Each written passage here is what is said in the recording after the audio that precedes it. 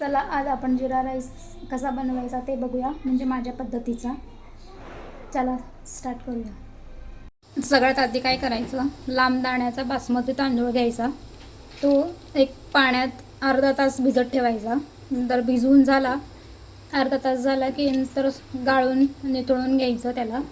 आणि नंतर हे बघा, एका भांड्यात असं पाणी उकळवायला ठेवायचं. भांडं पसरटच घ्यायचं, म्हणजे भांडं पसरट असलं की कसं भात शिजायला, म्हणजे भात मोकळा व्हायला थोडी मदत होते.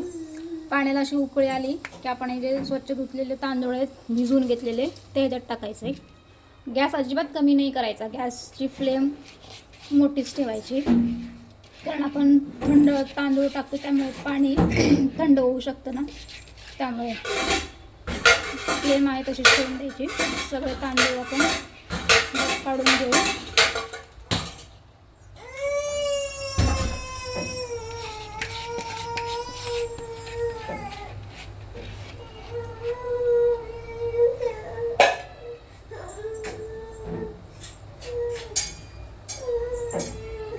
हलक्या हाताने असं मिक्स करून घ्यायचं.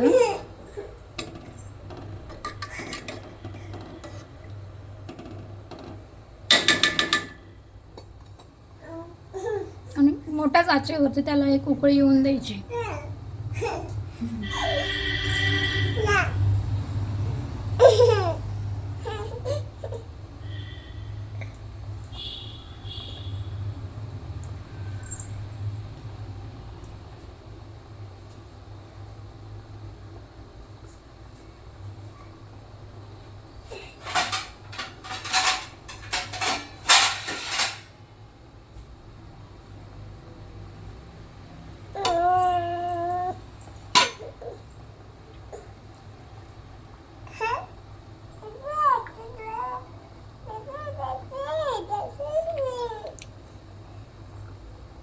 बघा इथं उकळी यायला सुरुवात झालेली आहे. उकळी आली ना की गॅस कमी करायचा आणि त्याच्यावरती झाकण मारून ठेवून द्यायचं.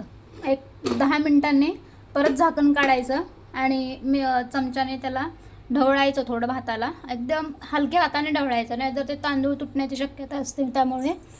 आणि परत 10 मिनटं झाली की परत अजून, म्हणजे असं 5-10 मिनिटांनी ते असं तसं ढवळत राहायचं, त्यातलं पाणी आटत नाही तोपर्यंत. चला 10 मिनटं झालेली आहेत, आपण परत एकदा बघूया.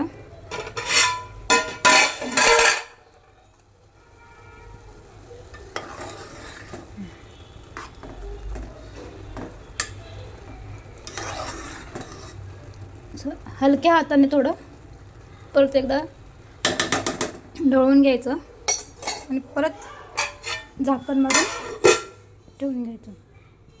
मग आपला फायनली भात रेडी झालेला आहे. बापरे, केवढी मोठी वाफ आली.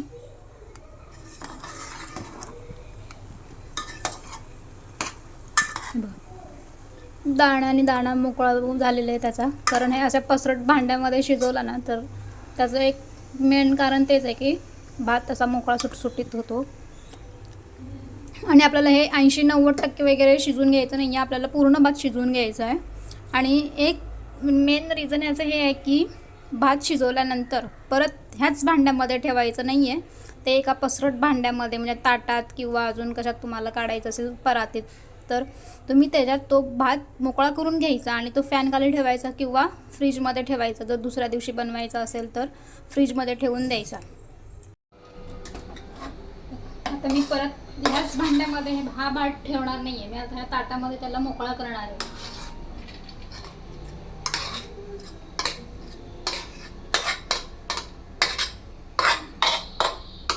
ते परत म्हणजे गरम ह्या भांड्यात जर आपण ठेवलं तर त्याचं एक कारण आहे की त्या म्हणजे भाताला परत पाणी सुटून भात आपला असा मोकळा किंवा फळफळीत म्हणतात तसा भात होणार नाही, त्याचा गिजगिजीत होणार. त्यामुळे ज्या भांड्यात बनवलं त्या भांड्यात तसंच ठेवायचं नाही, काढून त्याला लगेच मोकळा करून घ्यायचा.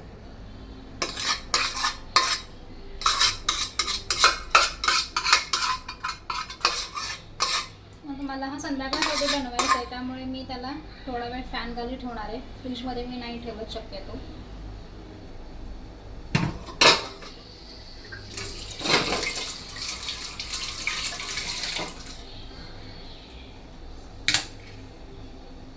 चला आता भेटू ज्यावेळी जिरा राईस बनवायचा असेल त्यावेळी. बाय.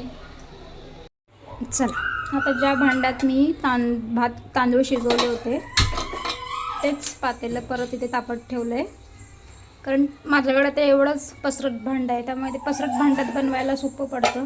त्यामुळे तेच भांडं घासून परत ठेवून दिलं गॅसवर. थोडंसं तापलं की त्याच्यात तेल टाकूया, थोडा वेट करूया.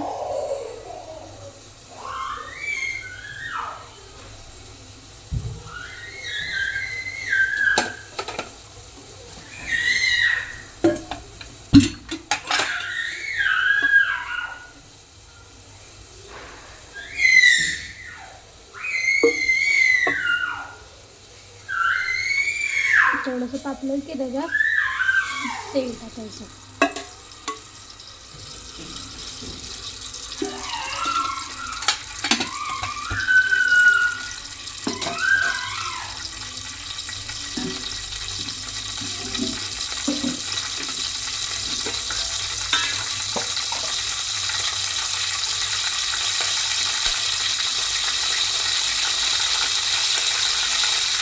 आपलं पातेलं थोडंसं पाणी राहिलं त्याच्यामुळे एवढा आवाज येतो तेलाचा.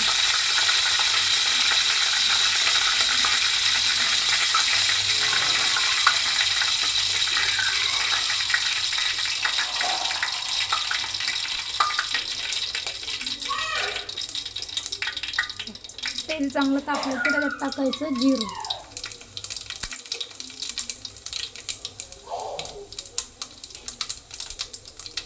जिरं चांगलं फुलून द्यायचं, जास्त करपवायचं पण नाही, नाहीतर मग ते कडवट लागतं.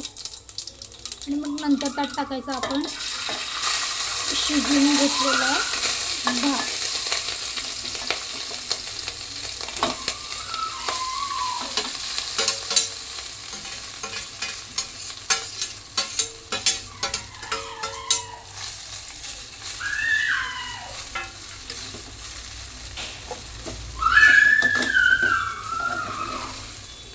बघा किती छान शिजला.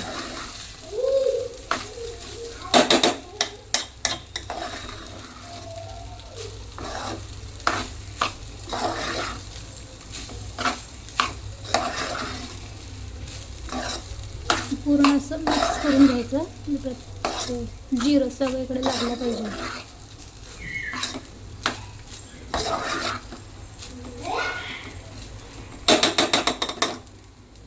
थोड्या वेळासाठी त्याच्यावरती झाकण ठेवून देऊया.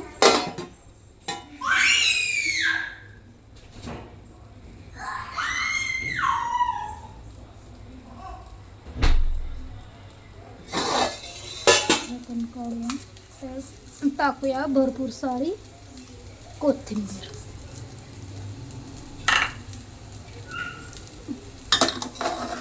परत एकदा व्यवस्थित मिक्स करून घेऊ.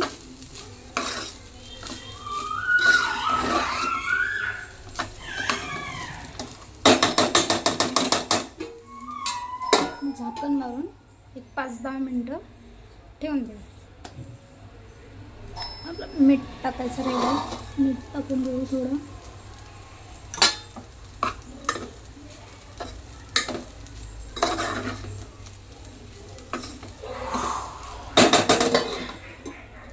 प्रत्येक ठिकाणी जिरा राईस म्हणजे प्रत्येक पदार्थ बनवायची पद्धत वेगवेगळी असते. तुमच्याकडे कसे जिरा राईस कसा बनवतात ते मला नक्की कळवा. ही माझी पद्धत आहे, म्हणजे सगळ्यात सोपी पद्धत आहे. दुसऱ्याही पद्धती माहिती आहेत मला, पण हे आपलं असं सोप्या पद्धतीने केलेलं पण खूप छान लागतं. असं काही नाही की घाई गडबडीत केलं आहे किंवा सोप्या पद्धतीने केलं आहे म्हणून वेगळं लागेल वगैरे, असं काही नाही. छान लागतं.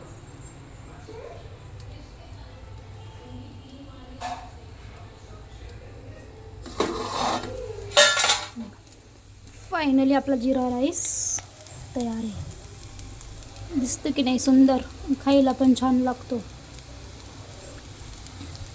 तुमच्याकडे काही जिरा राईस बनवायच्या पद्धती असेल तर त्याही मला कळवा. मी नक्की त्या पद्धतीने करून बघेन कसं होतं ते. चला भेटूया पुढच्या ब्लॉगमध्ये. Bye bye.